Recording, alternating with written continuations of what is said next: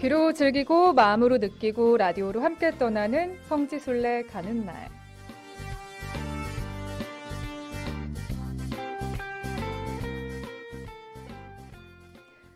성지순례, 마음은 있지만 쉽게 나서기 힘드셨나요? 또 궁금하긴 했지만 어떻게 준비해야 하는지, 또 어떤 곳들이 있는지 궁금하셨을 텐데요. 그렇다면 매주 금요일 이 시간 함께해 주시기 바랍니다. 오늘도 지난주에 이어서 해외 성지로 함께 떠나볼 텐데요. 해외 성지 여정을 함께해 주실 김성범 어흥 신부님 나와주세요. 반갑습니다. 참미예수님. 해외 성지 순례편 바오로의 발자취를 따라서의 김성범 신부입니다. 네, 신부님 한 주간 잘 지내셨어요? 네, 또 부활 시기가 이렇게 와서 혼자 미사는 드렸지만 그래도 기쁜 부활을 또 보내기 위해서 마음도 준비하고 이렇게 기쁘게 잘 지내고 있습니다. 가끔 또 본당 신자분들이 뭐 조배하러 오시기도 하는데요. 그럴 때 네. 이제 기쁘게 맞이해 드리고 어떻게 지내시는지 안부도 묻고 그렇게 네. 지내고 있습니다. 그럼요. 부활식에 어떻게 의미 있게 보낼 수 있을까 고민이 되는데요. 네. 우리 애청자 4978님도 감사한 일 찾기, 희망적인 말하기 등등 하느님의 자애와 우리의 간절함 믿고 따르며 간절한 마음으로 하루하루 충실히 살고 있으시대요. 이런 다짐들 좋을 것 같아요. 네, 그렇죠. 네. 아주 좋습니다. 네. 이렇게 여러분의 이야기들 문자번호 100원의 정보 이용료가 있는 문자 샵 5005번으로 함께 해주시면 좋겠습니다. 그리고 유튜브로도 지금 댓글로 이창훈 신부님이신 것 같아요. 댓글 주셨네요. 와, 김성범 신부님 오셨네요. 오늘도 좋은 방송 부탁해요 하셨는데요. 반갑습니다, 신부님. 네, 감사합니다. 이창훈 신부님. 네, 이 시간 라디오, 페이스북과 유튜브, 스마트폰 앱 CPBC 빵을 통해서 화면으로도 생중계해 드립니다. 페이스북에선 광주가톨릭 평화방송 온에어로 검색하시면 되고요. 유튜브에선 광주가톨릭 평화방송 검색하시면 지금 생중계 함께 하실 수 있고 이 댓글도 남기실 수 있으니까요. 많이 많이 찾아와 주세요. 신부님, 오늘 함께 순례여정 떠나볼 곳 어떤 곳인가요? 네, 오늘은 아탈리아라는 곳인데요. 네.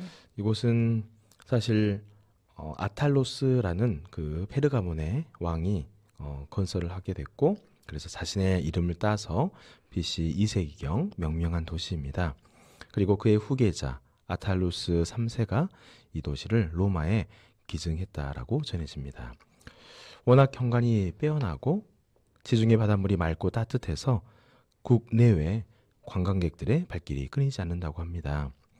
사도 바로와 바르나바가 제1차 선교 여행을 마치고 여기서 배를 타고 시리아의 안티오키아로 돌아갔습니다.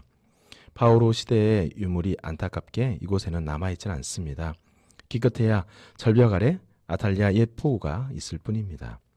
후대의 유물로는 3개의 아치로 된 대리석 대문인 하드리아누스 문이 있습니다. 기원 후 130년에 이곳을 방문했던 로마 황제 하드리아누스를 기념하여 지은 것입니다. 네. 중세에는 비잔틴의 요새였으며 십자군 원정 때에는 팔레스타인으로 떠나는 군대의 주요 승선지였습니다. 지금 보이는 라디오 화면에 아탈리아 곳곳의 풍경들 볼 수 있고요. 하드리아누스의 문이 왼쪽 상단에 지금 표시되고 있네요. 네, 맞습니다. 그리고 좀 더 역사의 이야기를 들려드리면요. 네. 1207년경 셀주크 투르크의 통치자 카이 쿠스라우에게 점령되었습니다. 그 후에 얼마 안 되어서 일대에서 가장 중요한 도시 겸 항구가 되었습니다. 1391년에 오스만 제국의 술탄 바예지드 1세에게 처음으로 점령되었습니다. 하지만 오스만 제국의 합병은 티무르 왕국의 침략으로 야기된 혼란으로 인해 15세기 후반까지 지연되다 결국 합병이 되었습니다. 제1차 세계대전 중 오스만 제국의 전후 분할을 위해 이탈리아, 프랑스, 영국이 맺은 1917년의 삼국협정에서 이탈리아는 이 아탈리아와 그 배후지의 영유권을 요구했습니다. 이탈리아 군대가 1919년 이곳을 점령했지만 1921년 7월 투르크의 국민군에 의해 쫓겨나게 됩니다. 네. 그 이후 터키의 주요 항구 도시로 또 관광 휴양지로 남아있게 됩니다. 네, 지금 화면으로 볼 수 있는 아탈리아의 풍경에 그 파란 바다 물결이 정말 마음까지 정화해 주는 것 같습니다. 이곳 아탈리아가요, 지금은 사람들이 많이 찾는 유명한 관광 휴양지라고요, 신부님. 네, 맞습니다. 기후가 아열대성으로 따뜻한 데다가 근처에 고대 유적지가 많은 관계로 터키령, 리베라의 주요 관광 휴양지가 되었습니다. 부두가 내려다 보이는 낮은 절벽 위에 있는 옛 도시는 로마 시대, 비잔틴 시대, 셀주크 시대에 개축된 성벽으로 둘러싸여 있습니다. 유명한 유적으로는 한때 등대로 사용된 것으로 짐작되는 옛 탑과 1250년에 세워진 셀주크의 종교대학 겸 모스크가 있습니다.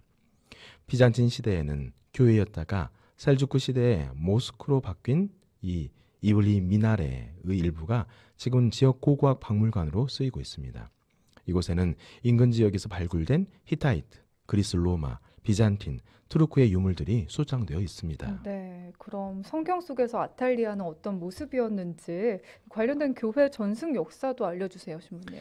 네, 우선은 사도행전 14장 21절부터 28절의 말씀을 한번 보면서 아탈리아의 내용을 잠깐 살펴보려고 합니다. 네, 바오로와 바르나바는 그 도시에서 복음을 전하고 수많은 사람을 제자로 삼은 다음 리스트라와 이코니온으로 갔다가 이어서 안티오키아로 돌아갔다. 그들은 제자들의 마음에 힘을 북돋아주고 계속 믿음에 충실하라고 격려하면서 우리가 하느님의 나라에 들어가려면 많은 환난을 겪어야 합니다 하고 말하였다. 그리고 교회마다 제자들을 위하여 원로들을 임명하고 단식하며 기도한 뒤에 그들이 믿게 된 주님께 그들을 의탁하였다. 바오로와 바르나바는 피시디아를 가로질러 팜필리아에 다다라 페르게에서 말씀을 전하고서 아탈리아로 내려갔다. 거기에서 배를 타고 안티오키아로 갔다. 바로 그곳에서 그들은 선교 활동을 위하여 하느님의 은총에 맡겨졌었는데 이제 그들이 그 일을 완수한 것이다. 그들은 도착하자마자 교회 신자들을 불러 하느님께서 자기들과 함께 해주신 모든 일과 또 다른 민족들에게 믿음의 문을 열어주신 것을 보고하였다. 그리고 제자들과 함께 오래 머물렀다. 방금 살펴본 것처럼 아탈리아는 배를 타기 위한 목적으로 잠깐 바오로와 바르나바가 들른 것으로 보입니다. 네, 그래서 사실 오늘은 사도행전 내용 이외에 이곳과 관련된 주교님 한 분을 소개해 보려고 합니다. 네, 미라의 주교 성 니콜라오를 소개하려고 하는데요. 왜냐하면 그분의 유해 일부가 아탈리아 박물관에 있다고 전해지기 때문인데요. 그래서 니콜라오 주교의 일화를 간단히 한번 소개하려고 합니다. 미라라는 도시의 주교가 서거하자 사람들은 교회에 모여 다음 후계자를 선택해달라고 기도를 청하게 됩니다. 그 중에는 인근의 가장 권위 있는 주교도 와서 기도를 올렸는데 밤에 그가 신의 계시를 받습니다. 다음날 새벽 교회 문에 가장 먼저 발을 들이게 될 사람이 니콜라오라는 사람인데 그를 주교로 축성하여라 라는 것이었습니다. 다음날 새벽 니콜라오라는 사람은 아무것도 모른 채 여느 때와 마찬가지로 교회에 기도를 드리기 위해 갔습니다. 가장 먼저 교회에 들어온 자가 되어서 그는 미라의 주교가 되었다고 전해집니다. 그는 박해 시절 체포가 되어 옥살이를 하기도 했다고 전해지는데요. 그리고 또 한 가지는 신앙의 자유를 인정한 콘스탄티누스 대제 재임 시기에 개최되었던 니케아 공회에 참석했다는 기록도 남아 있습니다. 네, 니콜라오 주교의 일화도 간단히 소개해 주셨는데요. 이 니콜라오 성인 많은 기적을 일으킨 걸로 알려졌잖아요. 그 중에서도 미래 기적이 가장 유명하다고요. 네, 그곳에 기근이 한창이었던 적이 있었습니다. 네, 어느 해 니콜라오 주교의 관할 교구에도 그 기근이 여지없이 찾아왔습니다. 아무것도 먹을 게 없게 된 겁니다. 그때 밀을 가득 실은 배가 항구에 도착한 걸 알고 니콜라오 주교는 달려가 굶주린 백성들을 위해 100모치의 밀을 달라고 선원들에게 부탁하게 됩니다. 선원들은 그 밀은 정확하게 무게를 단 것으로 황제에게 바쳐야 하는 세금이기 때문에 줄 수 없다고 답했습니다. 그러자 성인은 내가 시키는 대로 하거라. 하느님의 이름으로 약속하건대 너희들은 세관에서 밀의 무게가 줄어 걸리는 일이 없을 것이다 라고 말했습니다. 선원들은 니콜라오가 시키는 대로 했고 그가 말한 대로 한 톨의 밀도 충나지 않은 채 황제에게 바칠 수 있었습니다. 그래서 이 기적을 본 사람들은 니콜라오 성인을 찬양하게 되었다고 합니다. 보이는 라디오로 관련된 성화를 보실 수가 있는데요. 네. 가운데에 있는 바로 그 그림, 15세기 피렌체의 화가 베아토 안젤리코가 그린 그림입니다. 네. 그 그림의 왼쪽 편에는 니콜라오 성인이 선원들에게 밀을 달라고 부탁하는 모습이 있고 오른쪽에는 배에서 내린 밀을 자루에 담는 모습이 담겨져 있습니다. 그리고 가장 왼쪽에는 자루에 담은 밀을 도시의 성곽으로 나르는 모습이 또 보입니다. 자루 가득 밀을 넣는 모습이 한편의 풍속화를 연상시킵니다. 오른쪽 공중 위에 있는 둥근 광채 속 이미지는 니콜라오 성인이 백성들에게 덜어준 밀을 원 상태로 만드는 기적을 행하고 있는 모습이라고 합니다. 그리고 배 안에서는 이를 목격한 사람들이 기적을 행한 성인을 찬양하고 있습니다. 네, 보이는 라디오에 표출되고 있는 사진도 자세히 설명해 주셨는데요. 의아한 점이요. 가장 오른편에 산타클로스 이미지도 지금 나오고 있어요. 참 신기한 게 우리가 잘 아는 산타클로스 이야기의 실제 주인공이 이 니콜라오 성인이라면서요. 네, 맞습니다. 이 니콜라오 성인이 바로 산타클로스로 변모하게 된 건 다양한 설이 있습니다. 네. 한 3가지 정도 이렇게 있다고 하는데요. 먼저는 기근이 든 어느 해 한 마음씨가 나쁜 여관집 주인이 죄 없는 아이 셋을 죽인 후에 손님들에게 먹을거리로 팔기 위해 아이들을 소금에 절이는 아주 나쁜 사건이 발생했습니다. 이 일은 12월 24일에 일어나게 됐는데 니콜라오가 이 사실을 알고는 죽은 새 아이를 부활시켰다는 일화입니다.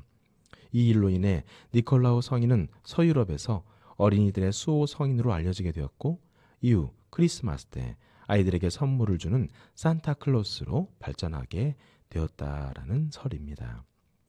또 다른 가설은 성 니콜라오를 산타클로스의 전신으로 여기게 된 데는 산타클라우스가 성 니콜라오의 덴마크식 이름 신트 니클라우스에서 비롯되었다는 것입니다. 네. 미국으로 이민을 가게 된 네덜란드, 덴마크 지역의 사람들이 성 니콜라오 축일 때 선물을 교환하면서 크리스마스가 시작되었다는 겁니다. 또 하나는 프랑스에서는 성인의 축일인 12월 6일이 되면 주교복으로 분장한 성 니콜라오가 아이들에게 선물을 나눠주면서 붉은색 주교복이 산타클로스 옷으로 발전됐다는 설도 있습니다. 네, 그렇습니다. 성지순례 가는 날 오늘은 아탈리아에서 함께 하고 있고요. 자, 그렇다면 이제 아탈리아로 성지순례를 떠난 순례객들이 참고하면 좋을 장소들 살펴보겠습니다. 아탈리아에는 인근에 있는 페르게, 아스펜도스, 파타라, 시테 등 고대 도시에서 발굴한 유물들을 한 곳에 모아놓는 박물관이 있다고요. 네, 고고학 박물관으로 알려져 있는 곳입니다. 이곳에는 페르게를 비롯하여 주변에서 발굴 또는 수집한 로마 시대 조각들과 비잔틴 시대 강론대 또 제기들이 전시되어 있습니다. 아나톨리아 지역에서 가장 풍부한 역사적 유물을 간직한 곳이라는 명성답게 선사 시대부터 로마, 셀주크, 오스만 시대의 유물까지 총망라하고 있습니다. 탁월하게 빼어난 소장품 덕분에 터키 최고의 박물관으로 손꼽히고 있습니다. 1988년에는 유럽에서 뽑은 올해의 박물관으로 선정되기도 했답니다. 좀 더 박물관의 역사를 알아보면 다음과 같습니다. 1차 세계대전 이후 군인들이 점유했던 유물들을 모은 것이 이 박물관의 시작이었습니다. 처음 박물관 문을 연 1922년에는 칼레이치의 자미에서 전시를 하다가 1972년 현재의 위치로 옮겨왔습니다. 정문 로비 안에 있는 매표소에서 오른쪽 전시실로 들어가 반시계 방향으로 돌면서 관람할 수 있습니다. 생각보다 볼거리가 많아서 천천히 보게 되면 2시간 정도 남짓이 걸린다고 합니다. 페르게, 아스펜도스, 시대 등 고대 도시에서 발굴한 유물들이 모두 이곳에 모여 있는데요. 아탈리아 근교 유적지를 돌아보기 전 혹은 돌아본 후에 들른다면 훨씬 더 상상의 나래를 마음껏 펼칠 수 있을 것 같습니다. 네, 고고학 박물관의 모습 지금 화면으로도 함께 보면서 들었고요. 또 아탈리아에서 국제적인 관광지로 주목을 받기 시작한 장소가 있다고요, 신부님. 네, 바로 칼레이치와 시계탑인데요. 고대 성벽으로 둘러싸인 아탈리아 구시가지에 위치해 있습니다. 여행자 숙소와 시설이 대부분 모여 있는 관광 중심지입니다. 칼레이치라는 단어는 성안이라는 뜻입니다. 항구 남동쪽 언덕에 남아있던 오스만 시대의 집들과 로마 시대의 항구를 복원한 결과물이 이 구시가지에 자리를 잡게 된 겁니다. 1984년 세계 여행 기자 및 작가협회가 수여하는 황금 사과상을 받으면서 칼레이치는 국제적인 관광지로 주목받게 되는 장소가 되었습니다. 칼레이치를 둘러싼 성벽은 44.5km 정도가 됩니다. 최초의 성벽은 헬레니즘 시대에 만들어졌지만 오늘날 남아있는 것은 로마 시대에 다시 만들고 비잔티움 시대에 보수한 것입니다. 칼레이치 안의 복잡한 골목길에는 예쁜 펜션들이 늘어서 있습니다. 칼레이치의 북쪽에 있는 칼레카푸스는 칼레이치로 들어가는 실질적인 입구입니다. 칼레카푸스는 성문이라는 뜻인데요. 현재 이 성문의 흔적은 남아있지 않고 대신 시계탑이 세워져 있습니다. 시계탑에서 트램길을 건너면 현대적인 쇼핑거리로 들어서게 되는데요. 바로 앞 광장에는 페르가몬의 왕인 아탈로스의 동상이 서 있습니다. 그의 이름을 딴 아탈레이아라는 지명에서 현재의 아탈리아라는 이름이 나왔다고 합니다. 네, 지금 화면 오른쪽 위편에 아탈로스의 동상을 보실 수 있고요. 또 아래쪽에는 칼레이치 풍경, 또 왼편에는 시계탑까지 확인하실 수 있습니다.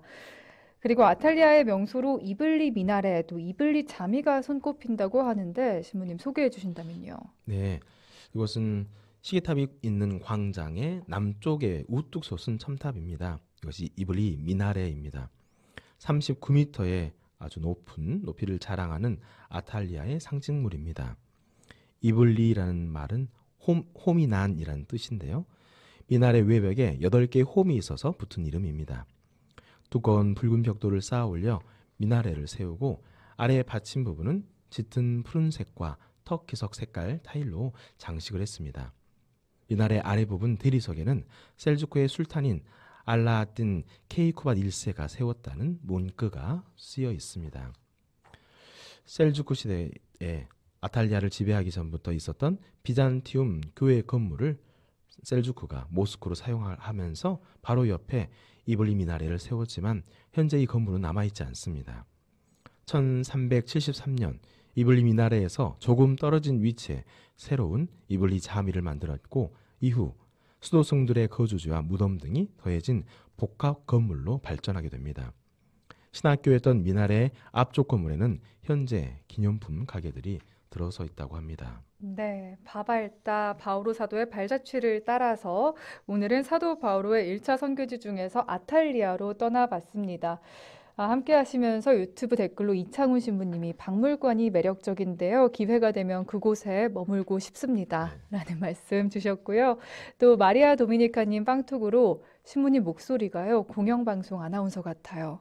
라는 진짜요? 저만 그렇게 느낀 게 아니군요. 신부님 감사합니다. 음색과 자세한 안내까지 멋지십니다. 운전 중에도 듣고 있지만 마치 그 나라에 있는 것처럼 생생하게 묵상이 됩니다. 감사합니다. 남기셨네요.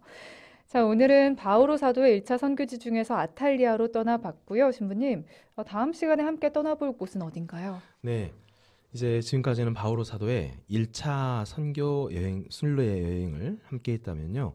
다음 편부터는 2차 선교지로 떠나보려고 합니다. 2차 선교지 중에서 다음 주는 갈라티아 지방으로 가보려고 합니다. 여러분의 많은 관심 부탁드립니다. 네, 다시 본당 김성범 미카엘 신부님과 함께했습니다. 감사합니다, 신부님. 감사합니다.